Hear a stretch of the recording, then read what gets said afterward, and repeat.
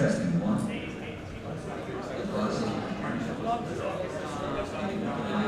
So they can grab the logic, the second announcement. English. Testing one, two.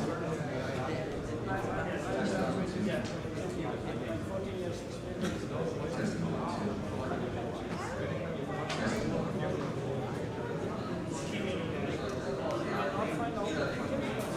Testing.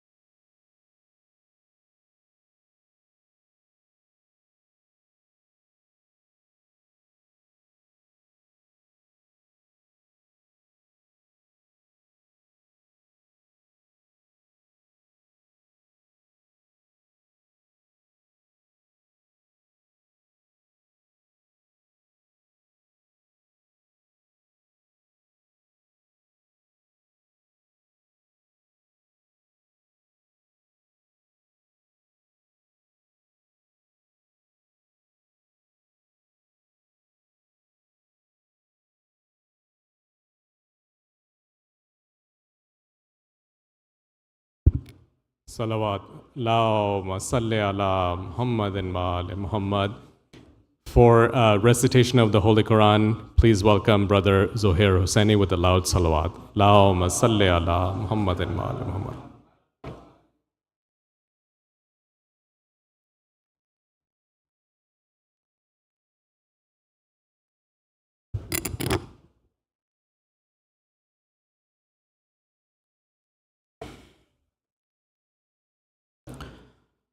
أعوذ بالله من الشيطان الرجيم.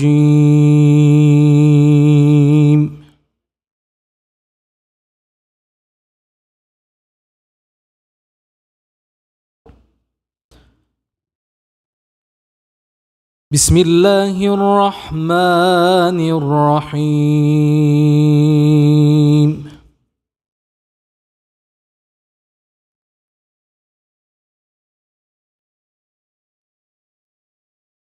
وسيق الذين اتقوا ربهم إلى الجنة زمرًا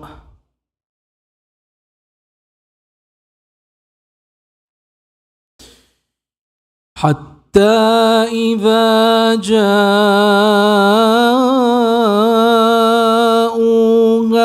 وفتحت أبوابها وقال لهم خزنتها سلام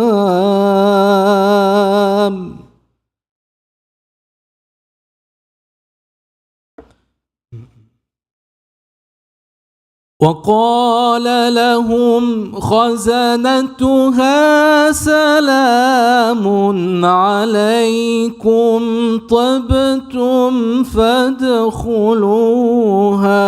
خالدين.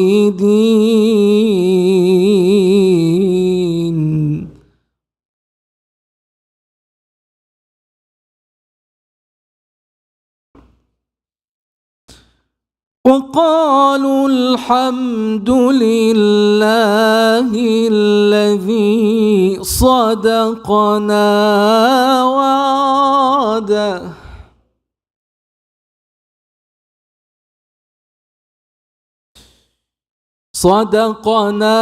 وعده وأورثنا الأرض نتبوأ من الجنة حيث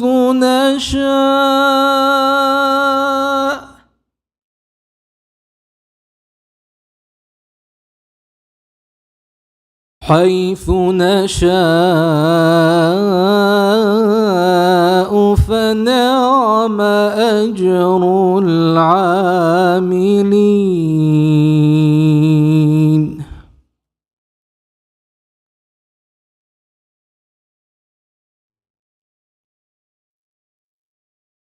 وسيق الذين اتقوا ربهم إلى الجنة زمرًا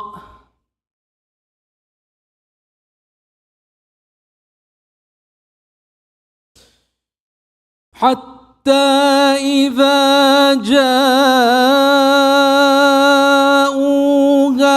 وفتحت أبوابها وقال لهم خزنتها سلام عليكم طبتم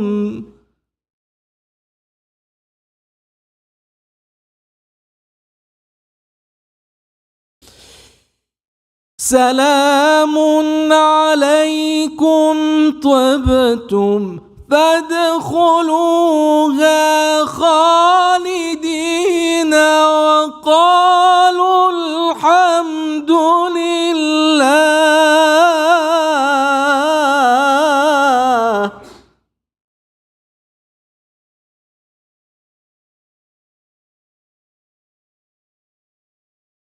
وقالوا الحمد لله الذي صدقنا وعده وأورثنا الأرض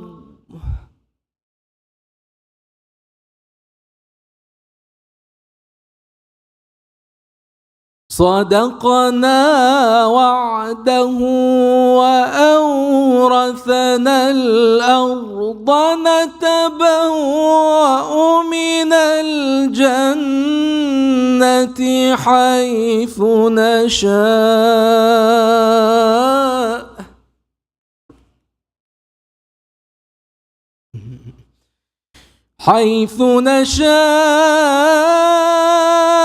فنعم أجر العاملين.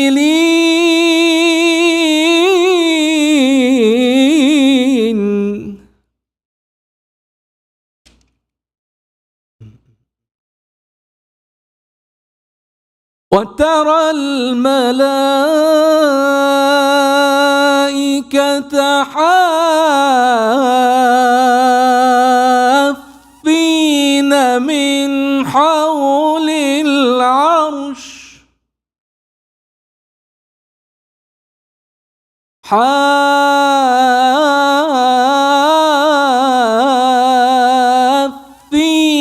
من حول العرش يسبحون بحمد ربهم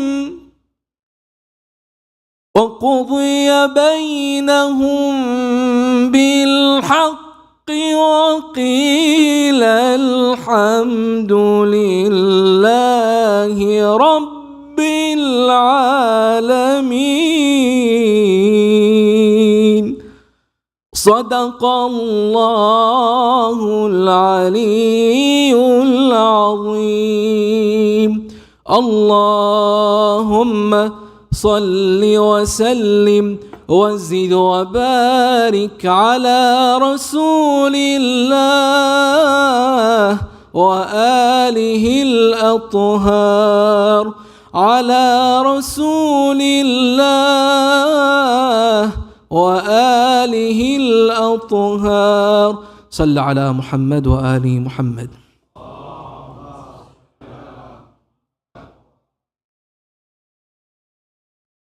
Jazakallah, mashallah. For recitation of poetry in English, please welcome Brother Mohsin Rizvi with a loud salawat. Allahumma salli ala Muhammadin wa ala Muhammad.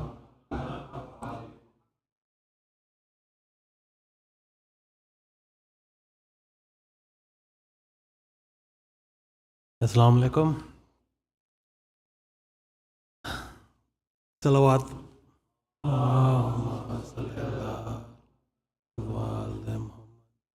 Bismillah ar-Rahman ar-Rahim. This is another original poem that I've written, and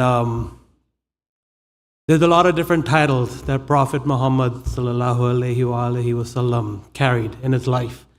Every action that he did, every breath that he took was all defined by Allah subhanahu wa ta'ala. Every act of his life was divine in its purpose, in its intent.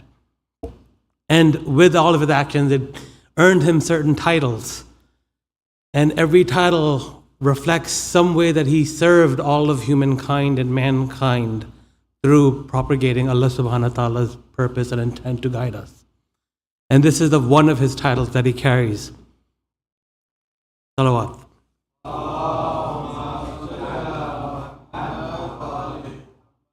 It is called a grandfather. Before there were martyrs, they were a family. Before there were martyrs, they were brothers and sisters. Before they became martyrs, there were once children. Children who would play together in the arms of their grandfather, Prophet Muhammad sallallahu alaihi wasallam. Sometimes a mind staggers, challenged to conceptualize Rasulullah and his lofty place in mankind, a man of such titles as the messenger of God, the Nur of Islam, the one chosen as the proclaimer of the Quran, the one who carries the voice of Allah. Oh, Rasulullah is so much more than just a man, with a role and purpose so overwhelming and grand that every breath, every action, every word of this man exists as dictated by Allah subhanahu wa ta'ala's divine plan. So we must accept and not fail to understand that amongst all of his titles, one more was also placed into his hands, the title of grandfather. Now, I will never know that overwhelming toll of being chosen as a prophet and the burden that comes with that role. I'll never know the patience that one must hold to promote Islam and try to save the souls of even those who upon you throw a shower of stones. These are things I cannot possibly know, but I know grandfathers. I know that there is no star in the sky that can shine as bright as the hopes and dreams in a grandfather's eyes. I know no ocean on earth that can hold more patience than a grandfather holds for his daughter's children. All that patience, hope, and love that a man has in his soul are revealed when the man is given a grandchild to hold. This I know. And Prophet Muhammad was a grandparent. It was he whom, when his grandchildren were born, into their ears would whisper the words of the azan. It was he who was known to take out time every day to visit his daughter's homes and with his grandchildren play. While our Prophet's duty was to carry the torch of Islam, it was also to carry his grandchildren in his arms. O my Prophet, I ask, of all the titles to your name, was there any that brought you as much joy when proclaimed as Nana, Nana from your precious Hassan and Hussein? O my Nabi, as the hour came for you to return to Allah's embrace, when your life of so much purpose began to slip away, do you recall how your grandchildren wept for you that day? My Prophet, you served your calling and your paradise awaits. And I wonder, if there was a moment you hoped that heaven could just wait a moment longer for Hassan Hussein who upon your chest lay. Inshallah, we all pray to one day depart life in such a blessed, honored way. But my Nabi, oh my Nabi, what would you say about the day of Ashura and what they did to your Hussein? How alone he stood in the army he faced, stripped of the dignity in death which you were graced. This child, this baby that you once carried with his hands so small, how he held on to your finger as you held him in your arms. If you could only see what Imam Hussein's arms held now. His son Ali Akbar, who now gives his final regards. And Nabi, do you remember how Hussein would lay upon your chest, the touch of his hair, the warmth of his breath, how he held on to you as you approached your own eternal rest, while Ali Akbar, the young man, now faces his death. And there's not a loved one on his chest, but it's speared there instead. Ah, Nabi, you used to pick Hussein up as a baby off the ground. You should see how Hussein picks up Hassan's Qasim now. There's not a body to hold. A child like a rose ripped apart, petals scattered across the sands like broken pieces of a father's heart. And Nabi, my Prophet, how Hussein defends our faith. He shows such patience through so much pain. And you know patience, right? You are a grandfather. The way you'd patiently wait as Imam Hussein would climb on your back as you would pray. And Nabi, as you could only see your Hussein's back today. How the arrows have pierced him again and again. O Rasulullah, O Messenger of God, this baby you once held in your arms and into his ears would whisper the azan. He returns to you, grandfather, your daughter's child, with tears in his eyes, as he returns reborn. Salawat.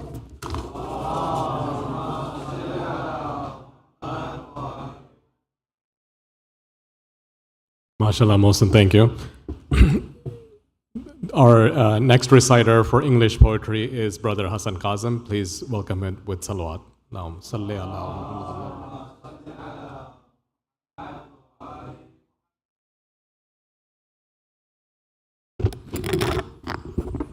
Assalamu alaikum.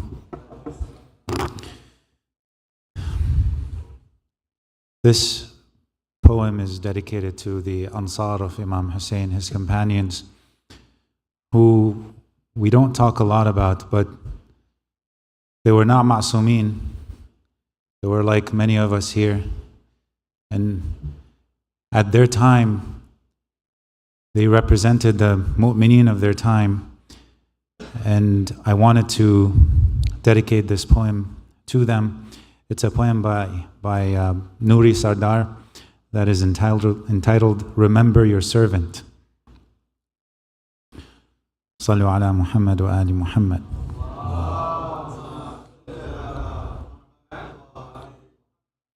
How can I close my eye and not wish that I see you before again my eye opens? And I wish my anguish is worth but a glimpse from you when I drown in a sea of sins. On that day of judgment, remember your servant. I speak to a love that makes me out of care prepare for despair. Like for prayer I prepare. I wash with the tears my eyes shed, yet hold dear, and pray on the only dust sweeter than air. My prayer beads for you bleed, counting the bodies that lay ridden upon your sweet desert. My night prayer is despair, recalling your loneliness, as Hussein the world would desert. When alone you lament, remember your servant. How many oceans for you have flowed from eyes, and more eyes have wept for you than stars and skies. And the one who weeps whenever each tear dries, does he get a glimpse from eyes when he dies?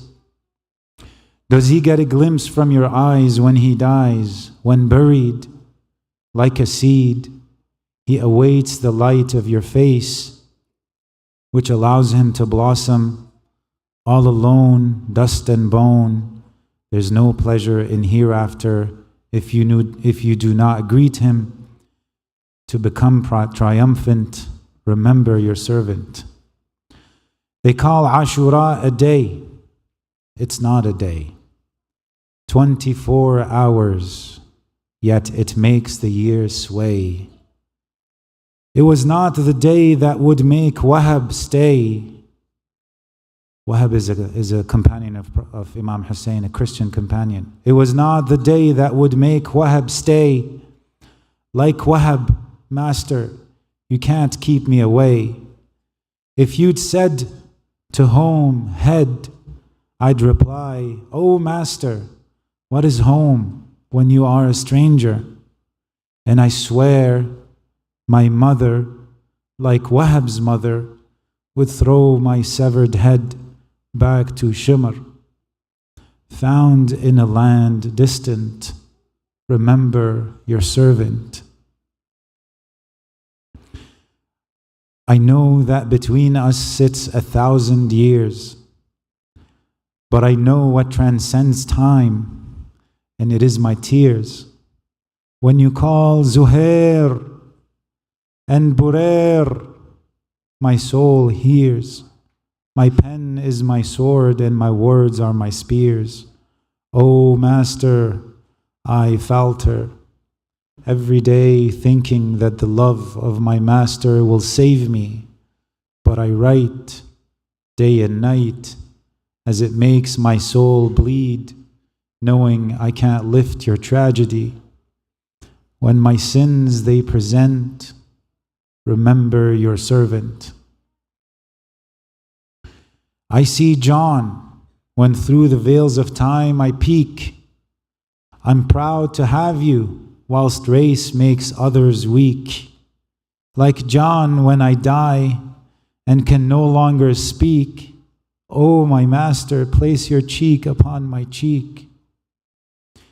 My heart breaks, my soul shakes, asking if you look at me like you look at John. Feeling proud, words are few, I beg you, don't turn me away when I come to you in shame my head bowed. Make my scent like John's scent. Remember your servant. I have broken time. As to your name I'm bound. In your majlis, Hussein, your Ansar I have found. I see Muslim reciting, and what a sound. I see Habib in Ma'tam, shaking the ground. Beside him is Qasim, crying, "Oh youth, don't get tired, for my uncle is watching." And Ramla, his mother, sits beside Rabab and Zainab and Layla. All are crying. Master, what a moment. Remember your servant. God reached me through you. Through you I reach my Lord. And your split blood confused the turn of this world. And the Lord's throne shook when from your neck blood poured. Please forgive what I give. It's not worth a drop in the ocean of what you gave away. They loathe me, say, crazy, but all I think of is wishing the swords took me on your day. You know my intent. Remember your servant. Forgive me, Master, if I cannot keep calm. 12 strikes on the neck of my beloved Imam. Extend your hand to me and I'll grab your palm. Throw myself upon you so you're not brought harm. I'm wailing, recalling 1,070 wounds upon my beloved's body, and your soul would struggle, trying to depart from a body so broken and bloody. When none remain patient, remember your servant. When none remain patient, remember your servant. Sallu ala Muhammad wa ali Muhammad.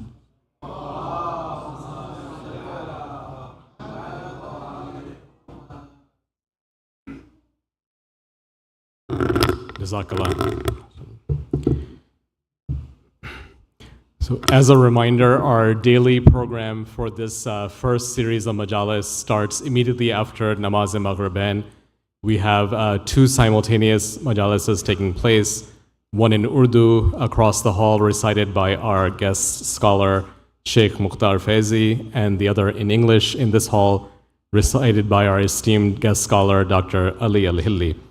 A reminder that our children's workshops are ongoing nightly. They start at 9:30 p.m. and they conclude at the time of the end of the lecture, roughly. So we have one workshop for mothers and toddlers that takes place in the ladies' masjid hall, which is right to my right over here. We have another workshop for children ages 5 to 11 that takes place upstairs on the 2nd floor in the classroom level. And finally, there is another workshop for children with special needs. This takes place tonight as well as Saturday and Sunday night. So parents, please take advantage of these wonderful educational programs for the children. The sponsors for tonight's program are the following families: Mr. Hussein and Mrs. Taira Ali, Mr. Mehdi and Mrs. Mahrose Mehdi, Mr. Haider and Mrs. Fatima Rizvi, Dr. Huma Mirza and family, Mr. Inayat and Mrs. Fatima Rangwala and family, Mr. Majid and Mrs. Sultana Musavi, Mr. Hassan and Mrs. Rabab Kazmi, Mr. Samir and Mrs. Maryam Kazmi, Mr. Imtiaz and Mrs. Fasia Kazmi, Mr. and Dr. Sadiq and Sara Ali Khan, as well as Dr. Rizwan and Mrs. Rana Kazmi.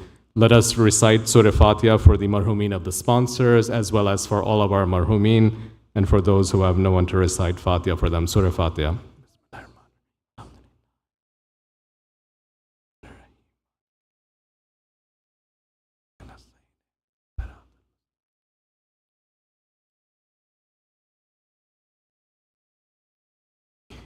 Sponsorship opportunities for these nightly majalis are still available.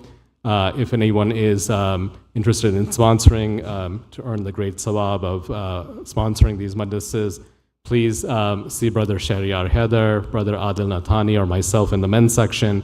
In the ladies, you can speak to Sister Hina Karim. There are those in our community tonight who are not feeling well, many across the world who are suffering from various calamities, including natural disasters, war, hunger, as well as religious persecution. Let us pray to Allah during these blessed nights of Azad to relieve the suffering of these people. We remember especially in our prayers tonight, Mehdi Shah, Leila Bai Lada Dinani, as well as Aliza Rizvi, who is not feeling well. Kindly recite with me verse number 62 from Surah Namal 5 times. Bismillahir Rahmanir Rahim. Amma yujibul mustarra iza da'u yakshifu su. Amma yujibul mustarra iza da'u yakshifu su. Amma yujibul mustarra iza da'u yakshifu su. Amma yujibul mustarra iza da'u yakshifu su. Amma yujibul mustarra iza da'u yakshifu su. Allahumma salli ala Muhammadin wa ali Muhammad. As you've been hearing from us the last few nights, our community has run out of grave plots at Forest Green Cemetery on Texas Road in Morganville. So currently at this time, if you haven't reserved a grave, you're unable to perform burial of a loved one there at this time. In light of this situation, Masjid-e-Ali has purchased 900 grave sites at Greenwood Cemetery. This is in Hamilton.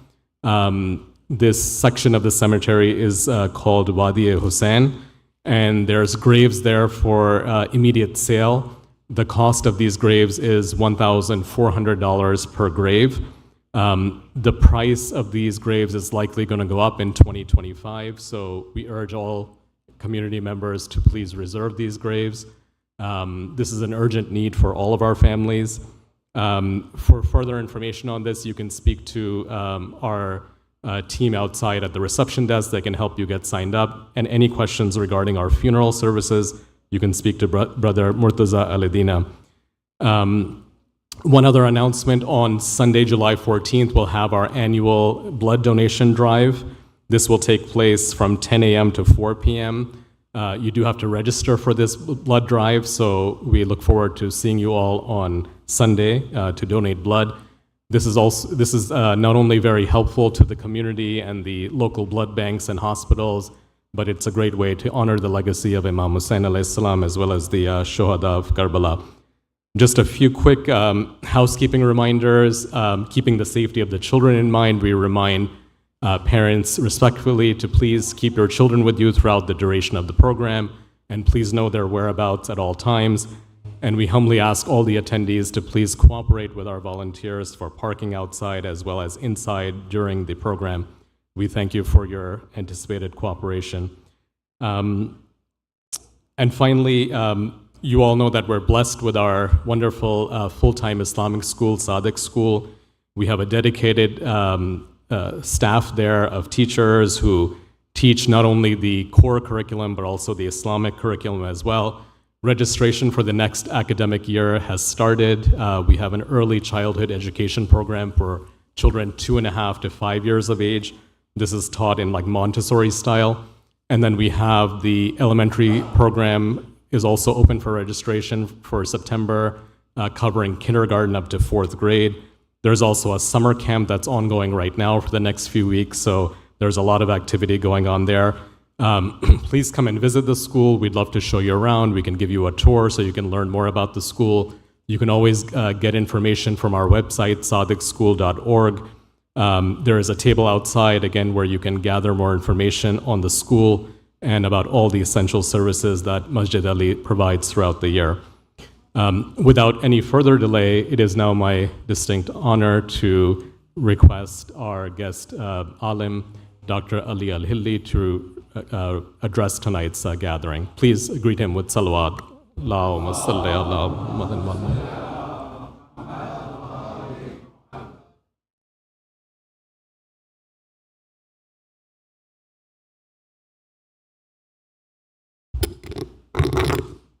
رحم الله من قرأ الفاتحة. بسم الله الرحمن الرحيم.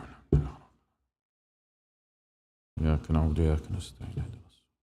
اهدنا الصراط المغضوب عليهم ولا الضالين.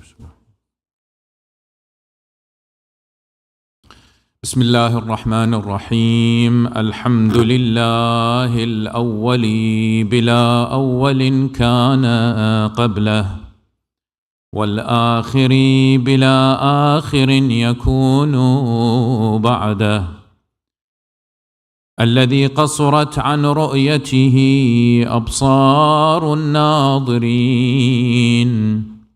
وعجزت عن نعته أوهام الواصفين وأفضل الصلاة وأتم التسليم على سيدنا محمد وعلى أهل بيته الطيبين الطاهرين.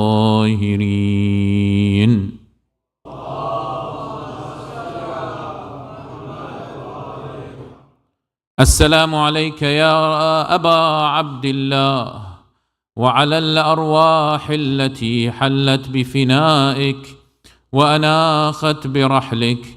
عليكم مني سلام الله أبدا ما بقيت وبقي الليل والنهار ولا جعله الله آخر العهد مني لزيارتكم أهل البيت. Together we recite السلام على الحسين وعلى علي بن الحسين وعلى أولاد الحسين وعلى أصحاب الحسين. I feel like that wasn't that loud, so we're going to do it again. السلام على الحسين وعلى علي بن الحسين وعلى أولاد الحسين وعلى أصحاب الحسين جميعا ورحمة الله وبركاته. الله. قال الله تعالى في محكم كتابه الكريم بسم الله الرحمن الرحيم والذين يقولون ربنا هب لنا من أزواجنا وذرياتنا قرة أعين واجعلنا للمتقين إماما. صدق الله العلي العظيم. Illuminate your hearts and souls with the recitation of Muhammad wa Ali Muhammad.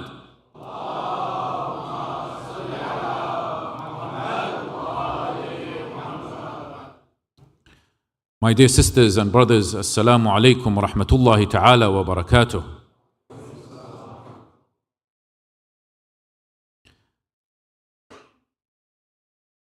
There are no manuals for parenting. When some of us decided to have some children and we became parents, we did not know that there is no manual for parenting.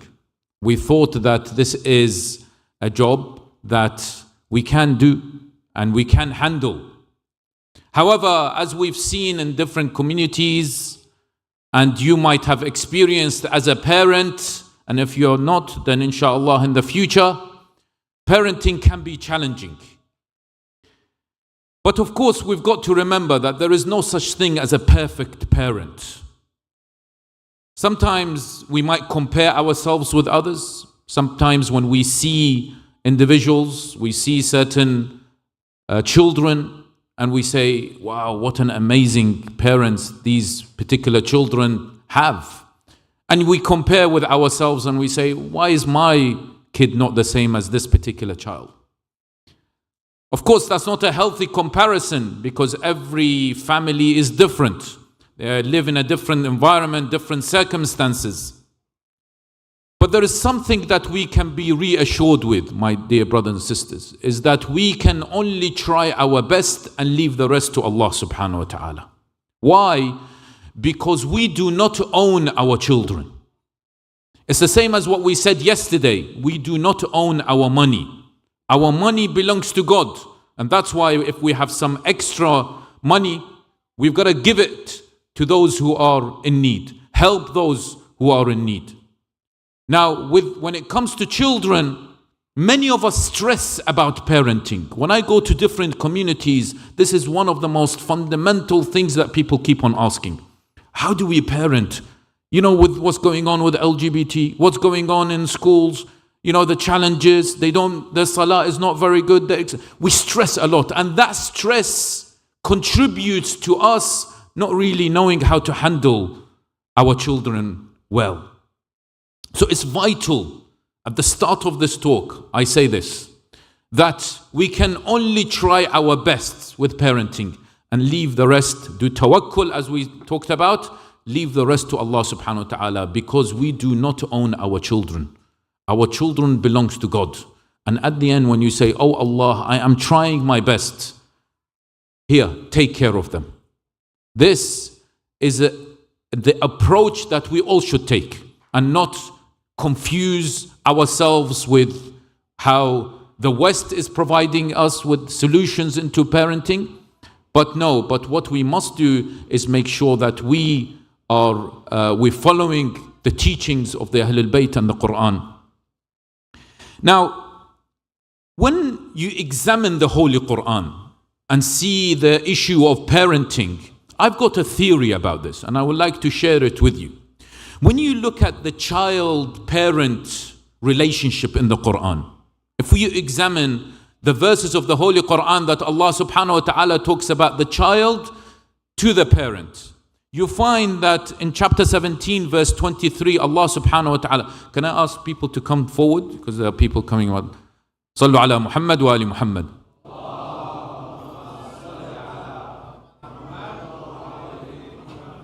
Don't worry, I won't bite. Just come closer. Ahsantu. Barakallahu feekum. I feel more homely. Like, when you guys are near me, it feels good. Allah subhanahu wa ta'ala says in chapter 17, verse 23, He says, وَقَضَى رَبُّكَ أَلَّا تَعْبُدُوا إِلَّا إِيَّاهُ وَبِالْوَالِدَيْنِ إِحْسَانًا إِمَّا يَبْلُغَنَّ عِنْدَكَ الْكِبَرَ أَحَدُهُمَا أَوْ كِلَاهُمَا فَلَا تَقُلْ لَهُمَا أُفٍّ وَلَا تَنْهَرْهُمَا وَقُلْ لَهُمَا قَوْلًا كَرِيمًا. And you've heard of this particular verse, where Allah subhanahu wa ta'ala says, I've decreed that you worship none but Him, and you honor your parents. And He's talking to us, child-parents relationship. You honor your parents. If one or both of them reach old age in your care, right? Never say to them, uff. This is for our children, yes? And I hope my children are listening. That you do not say, not even uff. In Arabic, if you are an Arab, you will know this, that in Arabic we sometimes say, if we get frustrated, we say uff. It's like with frustration, uff. And Allah subhanahu wa ta'ala says, do not even say uff to your parents.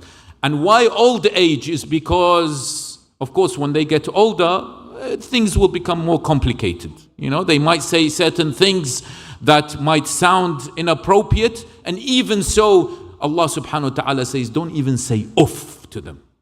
Okay, so that's the relationship. And He says, وَقُلْ لَهُمَا قَوْلًا كَرِيمًا. Respect them, say something good to them.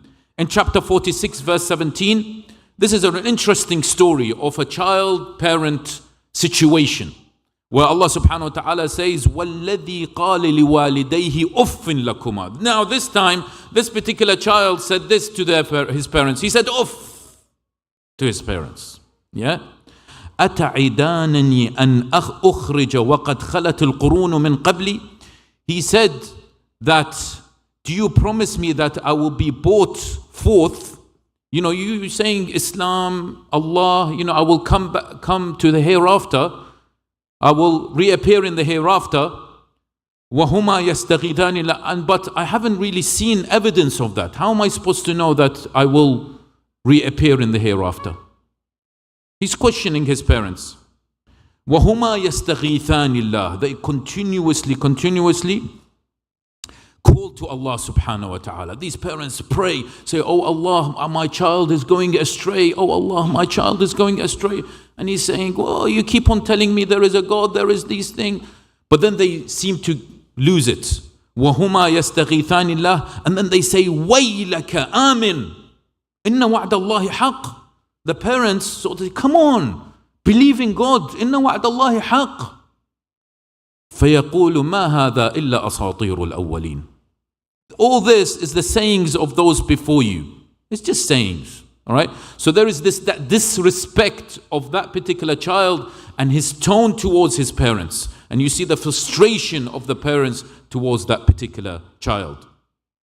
Now, when we look at that relationship, child to parents, Allah subhanahu wa ta'ala is giving us sort of broad guidelines. He's saying, do not say uff to them. Make sure that you do not disrespect them. In fact, you've got to respect them even when they become old and they may say certain things that may be inappropriate, but you've got to respect them. It's quite a broad guidelines, nothing specific, quite broad. When we see the other way around, parent to child relationship in the Holy Quran, what do we see? We see that in chapter 37 verse 100, Nabi Ibrahim salamullahi alayhi. Why don't we do salawat when we mention the prophets?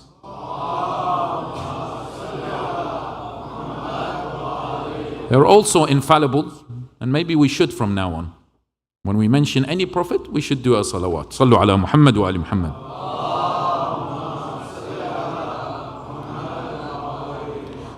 So he said, when he prayed to Allah subhanahu wa ta'ala, and what I've noticed is that parent to child in the Holy Quran, a lot of it is prayers.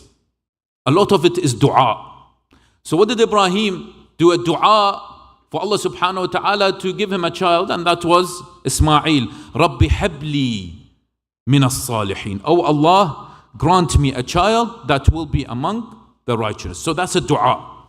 And then when you see Luqman, yes, Luqman, we mentioned him yesterday, and then the way he spoke, and then the way he gave guidelines to his son. And he said, La tushrik billah, inna shirka la dhulmun azim, etc., etc. And he gave him general guidelines. You've got to pray, you've got to respect people, etc. Right?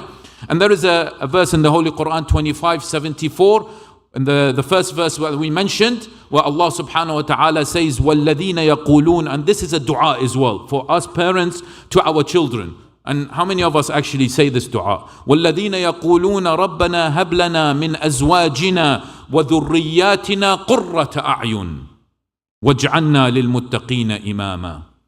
So how many of us say this? For those who pray, he says, Oh Allah, bless us with pious spouses. For those of you who are single, not for those who are married. For those of you who are single, yes, say this dua. Recite this dua in chapter 25, verse 74. By the way, I have all my notes in that QR code. I'm not really sure if anyone's interested, but I've given all my notes, right, for you to go back. I don't want this to be just a lecture and then I go. I want us to continue. I put my email in there. Please email me. Let's correspond. Let's talk about it. Challenge me. Maybe I've got something wrong here. Challenge me. And let's build the community. Let's develop ourselves, inshallah. So, this particular dua says, Oh Allah, bless us with pious spouses and children. Yes? And so that they will qurrata a'yun. What is this qurrata a'yun? Qurrata a'yun is this, what they say, qurra is this chillness or coldness of the tear. And they say that when you are happy, when you cry, when you're happy, your tear will be a bit colder. But the huzn, when you are sad and cry, it will be warm. The tear will be warm. So qurrat a'yun is what? Is when your tear is cold. And so they say it's the comfort, it's the happiness. Yes, qurrat a'yun. Give us that happiness when we have those pious spouses and offspring. وَاجْعَلْنَا لِلْمُتَّقِينَ إِمَامًا. And make us models of the righteous. Now, when we see this particular model, where Allah subhanahu wa ta'ala has given us general guidelines, when He talks about child to adult, to parent, He says, okay, respect them, do not say uffin, etc. When He talks about parent to child, there is dua, quite general. But there isn't anything in the Quran that goes to specifics about parenting. And I believe the reason for that is because in every single generation, the style of parenting changes according to that generation. So previously, like 20, 30 years ago, when my father, he parented us, it's different to how I now parent my children. It's not the same. You can't repeat how you were parented and repeat it with your children. It's not the same. You've got to analyze what is the current trend in parenting and then start to parent your children. And we're going to go into this. What is the current trend? How can I parent in 2024? It shouldn't be the same as before. Yes? So therefore, Allah subhanahu wa ta'ala did not go into specifics in the Holy Quran, gave general guidelines. Salah, Siyam, you was Luqman talking to his son, make sure that you don't tushrik billah, do not say uffin, akhlaq. All these are very important, but nothing specific. The strategy of parenting intentionally was not put there because generations change. Now we have all sorts of different challenges that we have to come together as mu'mineen, as a community in New Jersey, and make sure that we know how to parent as a community. Yes? Sallu ala Muhammad wa ali Muhammad.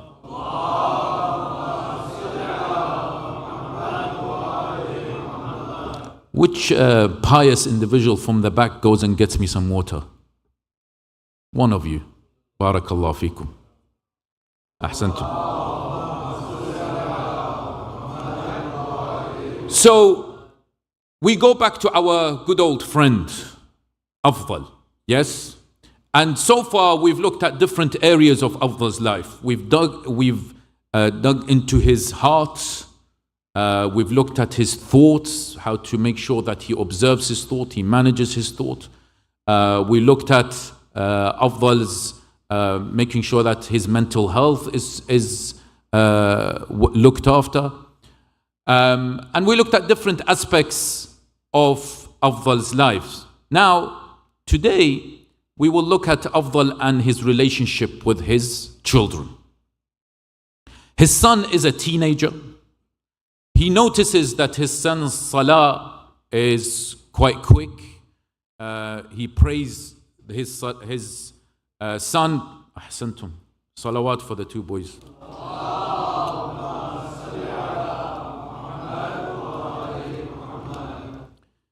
He has no connection with his son.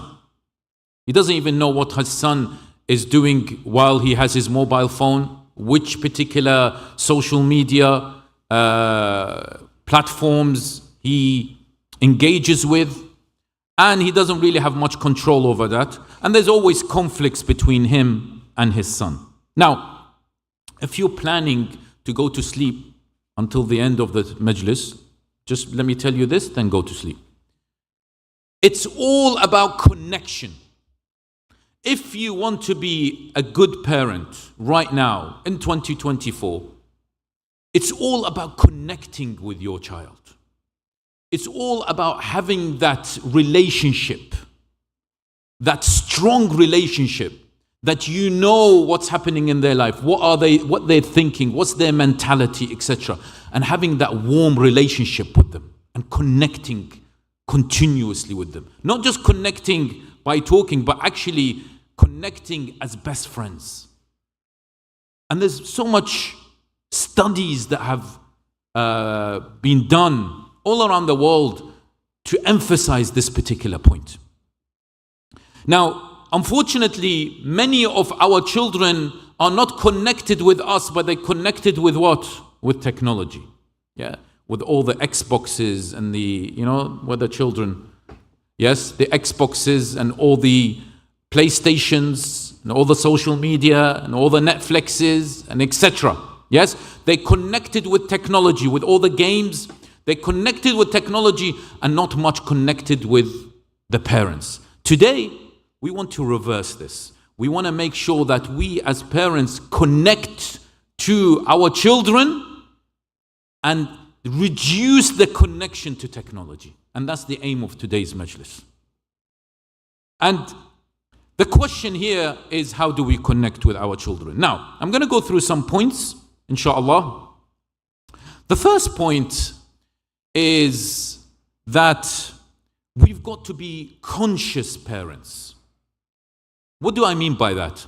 Conscious parents means that sometimes when we parent, we treat our children as property. So he's mine. This is my child, belongs to me. So I'm going to treat him the way I like to treat him. And sometimes when I'm frustrated, when I am stressed, when I come back from work, or if I am doing house chores, etc., and they misbehave, I blow up. Because they're mine, and they are my property, and I own them. That's not really a conscious parent. We have limited control over our children. They are human beings, remember. They are not you. Again, we say they belong to Allah subhanahu wa ta'ala. So we've got to reassess the relationship. How do I look at my child? Am I looking at my child to feed my own ego?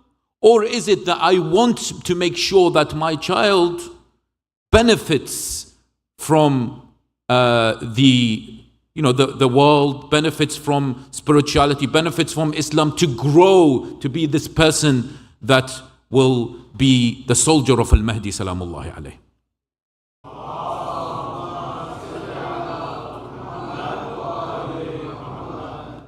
And sometimes we want to assert our authority. Like if I'm not the boss at work and I've got a boss who always tells me do this, do this, do this, I come back home, I want to be the boss, especially the men. Yes? I want to be the boss at home. So I fight with my wife, I fight with my children, subconsciously, because I want the authority. Because my ego is screaming. Do you remember we talked about Nafs al-Ammara bis-Su'? It's screaming, it's saying, oh look, your child is misbehaving, you're the dad. Go out there, you're the mom. Go out there and shout and say, put yourself in there. You have the authority. And sometimes we allow our ego to take over in our parenting. And what needs to be done is we need to be conscious. At that particular moment when they irritate us, at that particular moment when they know where to press, they press these red buttons, take a deep breath, in and out. Taking a deep breath is so important. And trust me, I have 3 children. I have a 17-year-old girl, I have a 13-year-old nearly boy, and I have an 8-year-old girl. Okay? And I've gone through all the different age groups, children, sort of start of teenager and proper teenager. Okay? So I know I've got experience in all this. And I'm telling you just got to take a deep breath. Because if you allow yourself to get angry, if you allow your ego to take over, then that will cripple that connection that we're trying to establish. That strong connection. Okay? So we've got to have awareness and not try and be conscious parents. Number 2 is studies have shown that in order for us to connect, we've got to interact with them. Give them activities to do at home. Listen to this study. Do you guys know what a longitudinal study is? Longitudinal study is a really long study. Okay? In this particular study, it was 75 years and counting. So from 1938, it was done in Harvard University. So it's the longest running longitudinal study in history. 75 years and counting. And what they did is they found out from generations, and they followed different generations. And they found out that children are more successful, the children won't like this, they are more successful if they do chores at home. This is a longitudinal study, 75 years. So this is Harvard proper data. This is good data. Yes? So they're saying that children will be more successful. So they'll have more confidence if they start doing chores at home. So let me give you examples. They say that they develop a strong work ethic. They become more independent and capable of working in collaborative settings. And also they foster a sense of self-worth and confidence.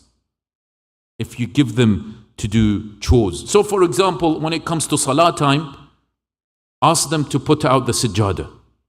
Yeah, you put out the turba, the turba, set things up. Ask them to do things. For me, right, sometimes, they may answer and say, well, I don't have time or things like that. But it's vital that, again, do not lose your temper, but make sure that they do these particular chores. One thing actually that we can take from our forefathers is they made us work very hard when we were young, didn't we? Yes? Made us really work hard. Go and wash the car. Remember, my father used to go and wash the car, right? Go and do this, go and do that. But now I feel like our children got it easy. It's not like how we used to work. We used to work really hard. I don't know if you agree on this one. Agree with me on this. So there is a reason why our parents used to make us work really hard and do a lot of chores. It's because of this particular study. It makes us more successful individuals and gives us that connection with our parents. I want to just slightly digress when I talk about involvement, is the role of the father in parenting. Now, the father, of course, in most families, is the one who is the breadwinner, as we say. It goes work, provides for the family. And that's absolutely important, it's wajib. But that doesn't give him the excuse, give us as fathers the excuse to say, well, allow the parenting to the mother. Now, I'm going to give an extreme example. Someone I know well actually didn't know the name of the school of his child. I don't know the name of the school of my child. I don't even know what year he is in. That might be an extreme example. But there are fathers out there who are like this, who say, let the parenting. Now, of course, mashallah, the mothers do an amazing job. Truly, they do an amazing job in parenting. But it's also important to have the father's input. And I'm sure all the sisters, those who are mothers, will agree with me that they do need the father's input. In fact, studies have shown that fathers are really important for a child's upbringing. A study from University of Oxford, published in journal BMJ Open, suggests that confident fathers who embrace becoming a parent are less likely to have children who display behavioral issues before their teenage years. Right? So they say the findings of this research suggest that it's psychological and emotional aspects of parental involvement in a child's infancy that are most powerful in influencing later child behavior. So the father, his involvement actually gives rise to a child that is psychologically well. And I did mention this yesterday, and I'll mention it for those who are not here, that they say that the level of oxytocin in a child increases when a mother gives him or her a hug. But when the father gives a hug, it doesn't increase that much. What happens? What does the father need to do so that the oxytocin, the love hormone of a child, increase? Needs to have a one-to-one with the child. Take your child out. And I'm repeating what I said yesterday for those who are not here. Go out, take them for ice cream. Go out and have a one-to-one. This is so important. And by the way, I've started trying this out. I'm not here again to lecture everyone where I haven't tried this. And I found it so profound. I don't know, I didn't used to do it before. I'll be very honest with you. I didn't used to take my children one-to-one. I used to take the family out for a restaurant, for a cafe, for ice cream. But when I take them one-to-one, they start opening up to you. We start to, genuinely, you can feel the oxytocin increasing. Yes? So, and then maybe after that, a bit of a hug from a father. That will help as well. That's just like a tip of the iceberg. Number 3 is create that spiritual environment so that you can have that connection. Now, there is this, in 1977, an individual called Albert Bandura. Again, I'm giving my notes to all of you so you can go back and research and find out more. Came up with a theory called social learning theory. social learning theory. And he says that people learn from one another via observation, via imitation and modeling. So you learn from each other by observation, imitation, modeling, yes? And that is, of course, applicable to the parent and child relationship.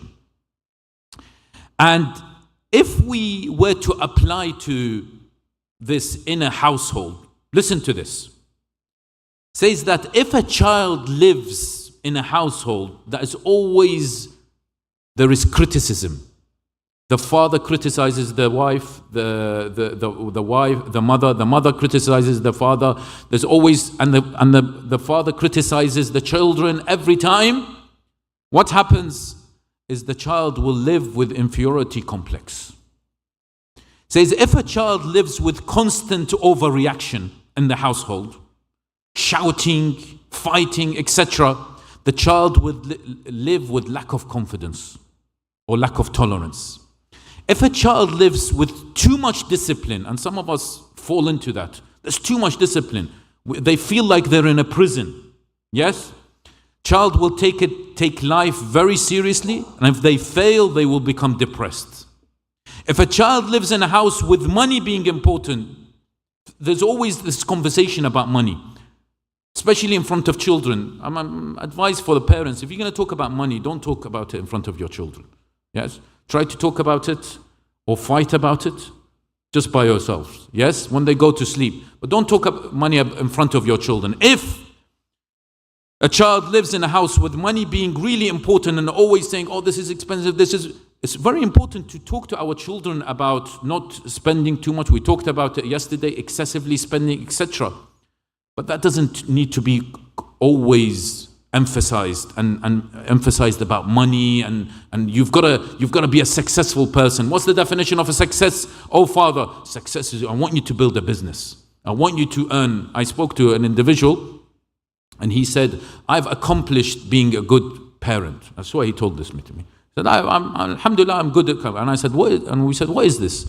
He said, my son now earns £100,000 a year. And Alhamdulillah, this is, now I've accomplished, my son earns £100,000 a year. So that was his mission. Make sure that his son becomes this individual that earns a lot of money. Yes? So the child, if there is money emphasized always in the house, the child will give importance to wealth and money in their life. If a child lives in a home where the parents constantly fight, it will go that it is okay to fight with wife or husband in the future, and has a negative view on marriage. And by the way, we'll talk tomorrow about 3 ways to stay married.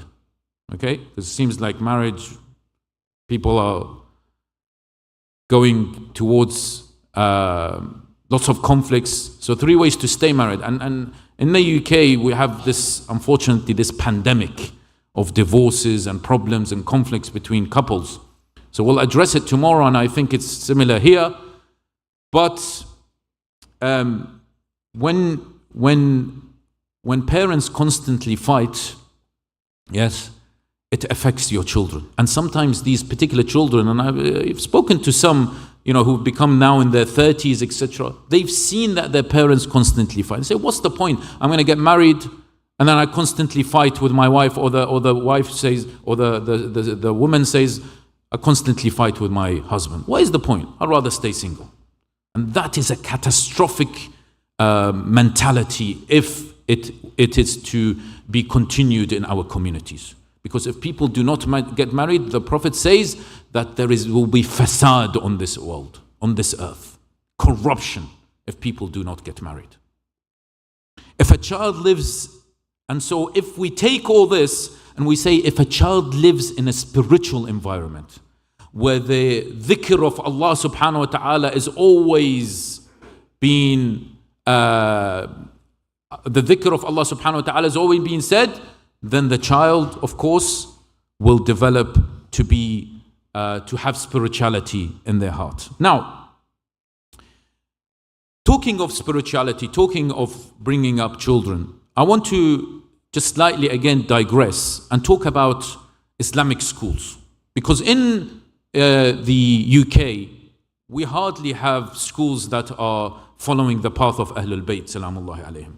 In fact, we have two, and I decided to send my daughter when she was around 12 years old. Now she's 17, 11, 12 years old. I decided to send her to one of these Islamic schools who follow the path of Ahlul Bayt, salamullahi alayhim. It wasn't easy, okay? I'm not a wealthy person. I had to spend quite a bit of money every single year. Our house was quite further away from the school, so she had to go by train every single day. Transport was not, I mean, it was available, but of course it would have been much easier for me to send her to the local school, which, by the way, the local school near my house is one of the best schools in the United Kingdom. But I decided to take my child, my daughter, to an Islamic school. Why? Because I wanted to make sure, there's many reasons, but one of the main reasons, I wanted to make sure that she has friends who are the followers of Ahlul Bayt, salamullahi alayhim. Those friends who can help each other to grow to Allah subhanahu wa ta'ala. And I'm not saying they're all perfect. Of course they have their flaws. But at least she is muhajjaba, this particular,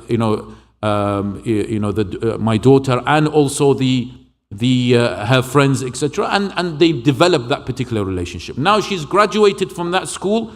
Her best friend is someone, my daughter's Iraqi, and her best friend is Pakistani. And that's beautiful. I find that beautiful. We don't have to have, that's quite diverse. But she is from the followers of Ahlul Bayt, and she's a very respectable individual, right? And they are best friends. They go to each other's houses. This particular girl comes to our house. My daughter goes to their house. And this is what I wanted to achieve. Now, talking about the school here behind us, Al-Sadiq School, and I'm astonished, guys, astonished to find out that there are actually not a lot of registrations. And if there was a school like Al-Sadiq in London with such facilities, and I did visit it, then I will be the first person to send all my children there. And of course, it's a sacrifice. And by the way, my dear brothers and sisters, I know some of you are thinking, well, what about transportation? Now it's free transport. My children, they these nice yellow buses, they come and take them to the school. Now I have to come and bring them financially, etc. But it's a sacrifice. But at the end of the day, just try to observe what's going to happen in the future.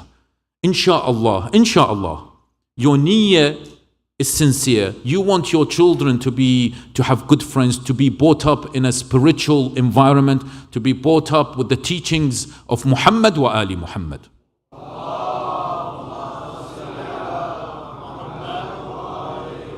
So speak to Dr. Kharazi, speak to those individuals who are responsible for the school, and it's vital, and I encourage you, as like how I did, and I'm talking as someone who's experienced this, okay, and I've seen the end result, and I highly encourage you to sacrifice, and I know it's difficult financially, it was difficult for me, okay, but I made that sacrifice, and I'm glad I made that sacrifice. Because I can see my daughter now in the position that she is now. Now, number 4 is be a role model. And perhaps this is the most important thing. A child picks up everything from their parents, especially in the early years. And, some people will say, people have come to me, and I'm sure they've come to you, or maybe you have experienced this, where they say, well, help my child. They're not praying, they're not doing this. My question, and not to be rude, is how good is your prayer? How good is your connection with God? Do you pray on time? How good is your akhlaq? Because you are a role model in the house. You and your wife, if I'm talking to the fathers here, you and your wife are more role models in the house. The children are like hoovers, vacuum cleaners. They are like vacuum cleaners. With all due respect to children, okay? They're like vacuum cleaners. They will suck everything from us. If I say something, they quickly will register that, and they say, it's okay for me to say that particular word that dad said it. If I behave in a certain way, they say it's okay for me to behave because my dad behaved in such a way. So we are role models. And also they pick up on our inner state, my dear brothers and sisters. If you feel stressed, if you feel overwhelmed, etc., they also, the Hoover, their vacuum cleaner, they pick that particular aspect as well, the inner state as well. So what we've got to do is we must not hide our feelings towards our children. Be open with them. Sometimes if you are stressed, if you feel overwhelmed, just come and sit down and say, I just feel a bit overwhelmed. Can I have a few minutes? But then I will be talking to you. But not, again, get out of frustration, you have that particular relationship. Now, some people will say, as a role model, I'm trying to be a role model, but my child does not pray. We hear this a lot. My child, their prayer is quick. Their prayer is, they're not really understanding. My dear brothers and sisters, prayers, a lot of us as adults, some of us don't really understand prayers yet. So don't have really high expectations of your child saying, my child has to be the best person who prays in the best prayers.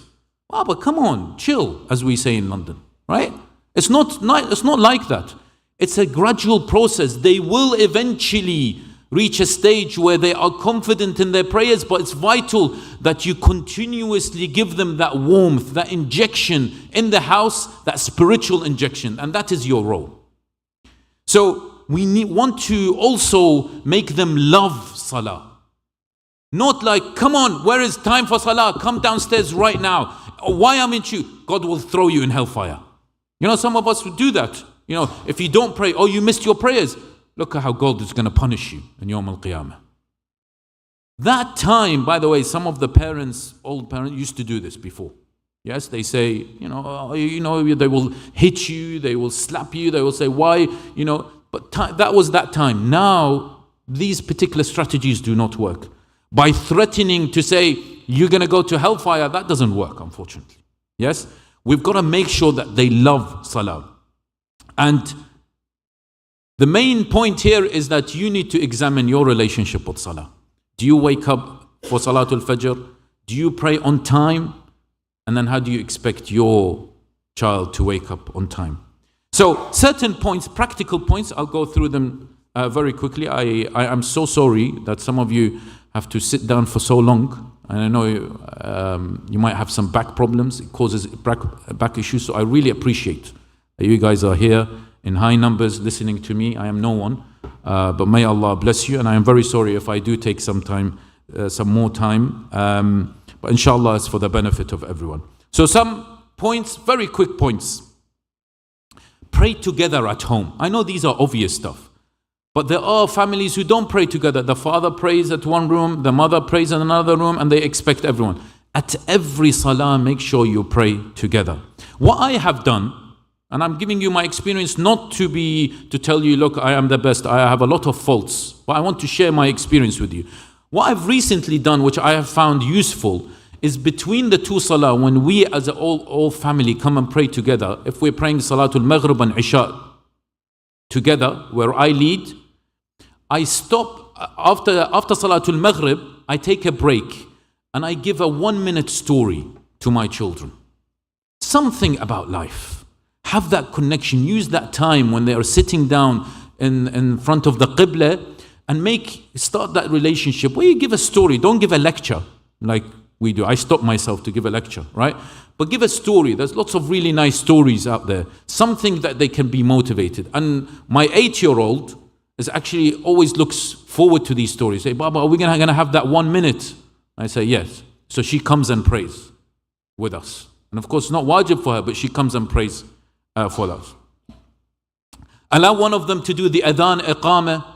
Yes, give them that role. Remember, we talked about chores. Give them that responsibility, that role. Do tasbih al-Zahra out loud. When we finish, what I used to do is I used to take my daughter, the 8-year-old, She sits on my lap after I finish salah, and she opens her hand, and we used to do tasbihat al-Zahra together. Allahu Akbar, Allahu Akbar, so the others can hear. Allahu Akbar, Allahu Akbar. So that you create that environment, create that connection, and always teach them the dhikr of Allah subhanahu wa ta'ala. Sallu ala Muhammad wa ali Muhammad.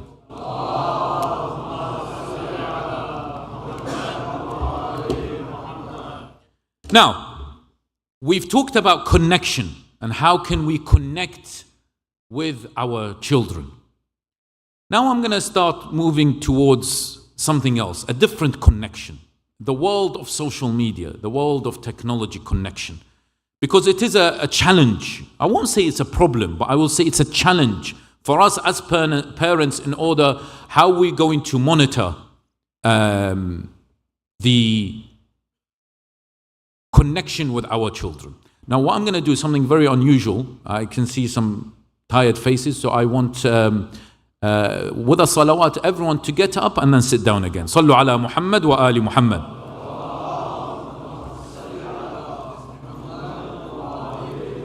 Please have a seat, تفضلوا. صلوا على محمد وآل محمد.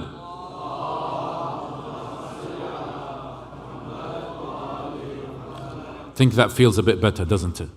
Yeah. So what about social media?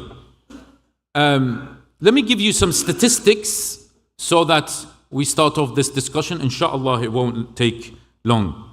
A study by the Kaiser Family Foundation here in America found that 8 to 18-year-olds devote an average of, listen to this, 7 hours and 38 minutes using entertainment. So it could be games, could be TV, every single day.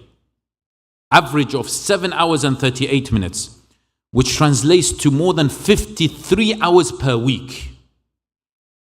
Typical American, huh? A study published in the Pediatrics JAMA found that children who spend more than 2 hours a day on screens scored lower on language and thinking tests compared to those who had less screen time. What about physical health? Does it affect our physical health? The National Institute of Health, NIH, here in America, found that children who spend more than 5 hours, and there are a lot of children who spend more than 5 hours per day on screens, are 71% more likely to become obese compared to those who spend less than 2 hours. Because they don't move around. What about mental health? A study by Common Sense Media reported that teenagers who spend more time on social media are more likely to report poor mental health, including symptoms of anxiety and depression. What about their sleep?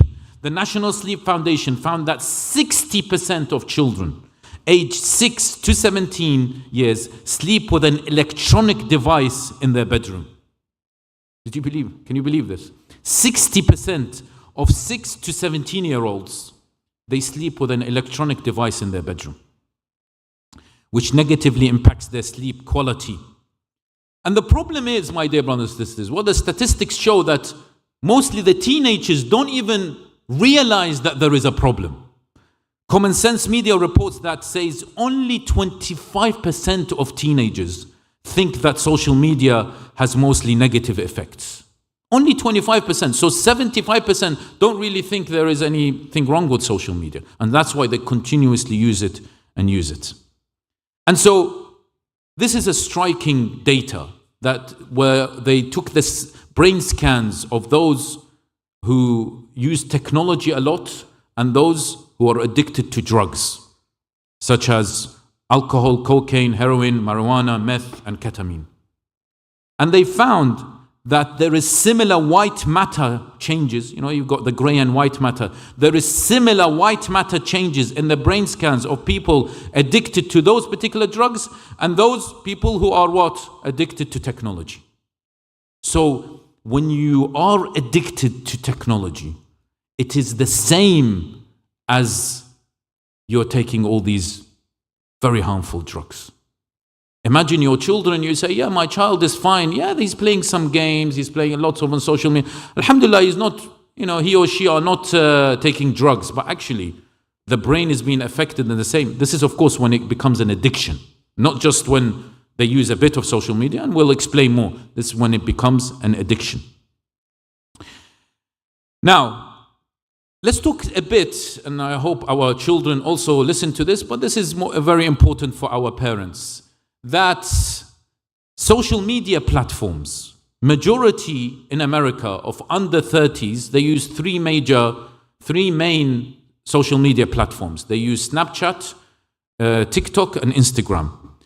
And 62% of them actually use TikTok, in Pew Research they found. Now, what I'm about to say is something really important, and I hope that all the parents try to contemplate on this. TikTok, how many of the parents have actually researched about TikTok? How did TikTok even start?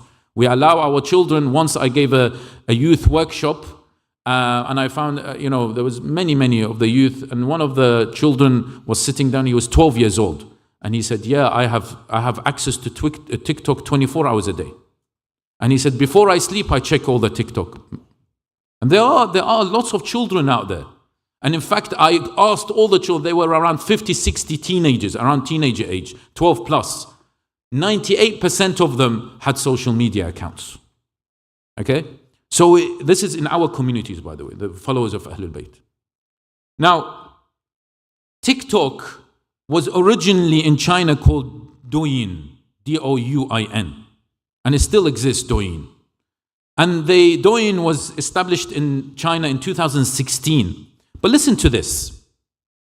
It was established as a short video platform, and it still exists. But then in 2017, they came up with this new platform called TikTok in the West, in America mainly, and also in the UK and Europe, etc. But they still have Douyin. They don't have TikTok in China. They have TikTok in the West, and they have Douyin in China. Now, do you know what the difference between the two? The way they've programmed Douyin is that Douyin is mostly focused on educational and skill improvement content. Whereas TikTok is mostly focused on what? On entertainment. Go and check it out. Again, this is the data, proves it, but if you don't trust me, go and check it out. They say this. And the TikTok world is enjoying the entertainment of pranks, of doing all these particular things, right? How people should look. But they want to educate their people, but also gaining a lot of financial interest from the West. And also not just the financial interest, to weaken the education of the West, of the youth. And China, it's increasing. So also there is, in Douyin, they have the under 14 youth mode. So if you're under 14, they have a youth mode, and it's only restricted to 40 minutes a day. In TikTok, there is no such thing. In TikTok, they have no youth mode. They say age 13 restriction, but anyone can come and do it. And in Douyin, the educational, the 40 minutes under 14 youth mode is actually, a lot of it is educational content. Douyin's 2021 Knowledge Content Data Report, it noted that a 74% year-on-year increase in educational video shows. That's Douyin. And it's introduced a dedicated learning section which features a wide range of educational videos such as in finance, art, history, geography, animals, and music. They want to educate their people. But for us in the West, TikTok 62% in America. So please be vigilant, parents. What do you allow your child to see? Do you allow them to have these social media platforms or not? And of course, the future of social media is scary. With AI, inshallah, we'll be talking a whole lecture on the advances of AI relationship. How would AI affect our faith? Inshallah, in 2 nights' time. And there's more and more sophisticated algorithms that are coming out. And now I want to, inshallah, before we end, I want to ask some questions to the parents. And I want you to go back home and think about these questions. If you have children who have phones, or if you're thinking about giving your child a phone, what age should you give your child a phone? Think about it. What type of phone? There is the Apple, there is the Android, the reason is because there is these screen times, and there is restrictions on these things. So make sure that you choose a phone that you understand how it works. How would you control their use? What age would you start relaxing these controls? So you've given them controls, but then when do they become 17, 18, 19? When do you start relaxing these controls? You've got to try to have that plan. And what apps would you allow them to see? And is there screen time? And of course, it's vital, my dear brothers and sisters. There is Android have this family link. Apple have their own screen time. Yes? So it's vital that we do make sure that there is this. And I'd advise for parents in general, yes, so to make sure that you give some autonomy and responsibility to the children, but make sure, be aware of the pull of social media. Have this one-to-one with them, screen time, free meals, not just they use social media. You play games with them. Don't just let them play games. Surf the internet with them perhaps. Ensure there is a downtime 1 hour before they sleep. There is no phones. Increase social activities. Have a no technology day, like a Sunday. Everyone puts their phones on a basket. Try it out, right? And of course, continuously incorporate worship in the routines.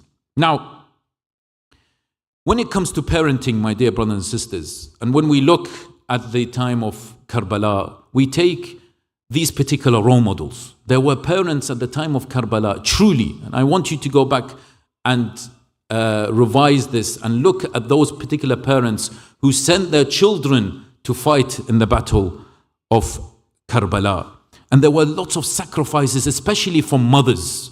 Lots of mothers who were in the in the caravan of Abu Abdullah al-Hussein salamullahi alayh, who's made a lot of sacrifices. So difficult, but sometimes they pushed them to battles because they were conscious parents. They had this connection with their children. And Al-Muqarram, Al-Maqtal Al-Muqarram reports that several of the youth, they gave their life to the mission of Abu Abdullah al-Hussein, and their parents were very proud of them. Imagine that level of parenting where your child wants to go and fight for the service of Abu Abdullah al-Hussein salamullah alayh. There were the youth, for example, with both Al-Jabri youths, Saif and Malik, and they were both cousins of Abu Abdullah al-Hussein. And at one particular time, they came out weeping. Al-Hussein asked them, "Why are you weeping?" They said, "I hope after a short while you will see what Al-Hussein said, "I hope after a short while you will see what will cool your eyes." قُرَّةَ أَعْيُنٍ. And Al-Muqarram continues and says, they said, "May Allah accept us as your own sacrifice, O Abu Abdullah. We are not mourning out of our death, but we are weeping only because we can see how you are thus surrounded while we cannot do much for you." And Al-Hussein salamullahi alayh, he prayed to Allah to reward them with goodness. And they were both fought and they were killed. And then Muqarram continues. He says, Abu Abdullah al-Hussein, when he saw that a large number of his companions had died, he took hold of his sacred bed and he said, Allah's wrath intensified against the Jews for having attributed a son to him, and his wrath intensified against the Christians who made him one of the three, and his wrath also intensified against others who worshipped the sun and the moon instead of worshipping him, and his wrath intensified against people who collectively agreed to kill the son of the Prophet's daughter. By Allah, I should never agree with them about anything they want me to do till I meet Allah drenched in my blood. Then he called out, "O Mu'mineen, is there anyone who will defend the ladies of the Messenger of Allah?" When hearing him, the women, they cried and wailed. And there was this 11-year-old individual, and he came out after his father has been killed. He was only 11 years old. Imagine, my dear brothers and sisters, he sought Al-Hussein's permission to fight, but Al-Hussein refused. He said, this is a young boy whose father was killed in the first campaign, and perhaps his mother hastes to see him go too. But the boy said, it was my mother who ordered me to do so. MashaAllah, what a tarbiyah, what an upbringing. It was then that the Imam permitted him to fight. It was not long before he was killed and his head was thrown in the direction of Hussein's camp. Narrations say it was taken by his mother. What a mother this is. May Allah have mercy on our mothers. It was taken by his mother, who wiped the blood from it and used it as a weapon to hit a man nearby, killing him instantly. And then she went back to the camp and took a rod, according to other accounts, a sword, and recited the following verses. An old woman and a weakling am I, crumbling, skinny and old, yet I with force strike you and try to defend Fatima's son, the honorable and bold. And when we look at the Sabaya after Ashura, when they went back to Karbala, many of them went back to their children's graves. Layla went to her son Ali al-Akbar. Rabab went to her son Ali al-Asghar. Ramla went to her son Qasim. Zainab, she went to Zain al-Abidin. She threw herself to the grave of her brother and hugged the dust of the grave. A child was standing. She said, where are you, child? Why are you standing? He said, I can't find my father's grave. My father was Muslim ibn Aqil. And Zainab, salamullahi alayha, narrations say that she narrated, she said, هذه عيالك في الطفوف بواكيا. These are your children at Karbala. ناع يجيب بالأنين نواعيا, weeping and wailing, their grief revealed. وإليك أشكو يا حسين بلائيا. To you, O Hussein, my sorrows I yield. إنسان عيني يا حسين أخي يا. My eyes are rivers, my brother, my shield. ولا حول ولا قوة إلا بالله العلي العظيم. وسيعلم الذين ظلموا أي منقلب ينقلبون والعاقبة للمتقين. Raise your hand in supplication to Allah subhanahu wa ta'ala. My dear brothers and sisters, these are important nights. Allah subhanahu wa ta'ala inshaAllah will accept our du'as. Oh Allah, bihaqqi Muhammadin wa ali Muhammad, accept this majlis from us, Ya Allah. Oh Allah, bihaqqi Muhammadin wa ali Muhammad, free the people of Gaza and Palestine, Ya Allah. Oh Allah, bihaqqi Muhammadin wa ali Muhammad, destroy the filthy, evil regime of Zionism, Ya Allah. Oh Allah, bihaqqi Muhammadin wa ali Muhammad, make us from the community of Al-Mahdi, Ya Allah. Oh Allah, bihaqqi Muhammadin wa ali Muhammad, give shifa to all those who are suffering, Ya Allah. Oh Allah, bihaqqi Muhammadin wa ali Muhammad, hasten the arrival of the 12th Imam, ajjalallahu ta'ala farajahu al-sharif. أقول قولي هذا وأستغفر الله لي ولكم والسلام عليكم ورحمة الله وبركاته. صلوا على محمد وآل محمد.